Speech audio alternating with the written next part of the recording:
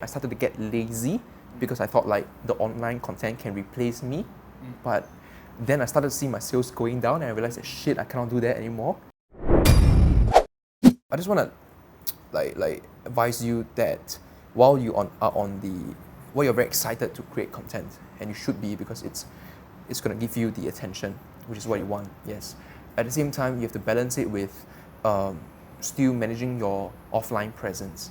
Sure. Like, you are very good in now building up your online presence, but you still have to take care of your offline presence. You get what I mean? Like, because building up online presence doesn't replace your offline presence.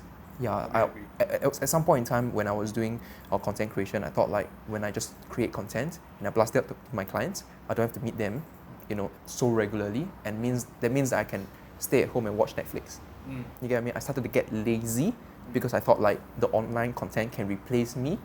But then I started to see my sales going down and I realized that shit, I cannot do that anymore. Okay, while I create content, I have to continuously meet my community and my clients as per normal. Sure. And then it became like two full-time jobs altogether, right? I agree with you. You agree? Like, so now it's like, okay, wow, I have to, in my daytime, my day job is to meet people, and then my in-between and my early morning, late nights are like, content creation. And it's true, because like if you want something special, it's gonna be tough lah, right? Yeah. But what I'm trying to say is that you don't burn yourselves out. Sure. All right. Your base has always to be meeting people first, because that's where your income comes from. Definitely. Because when you build your online presence, they're not gonna give you immediate ROIs.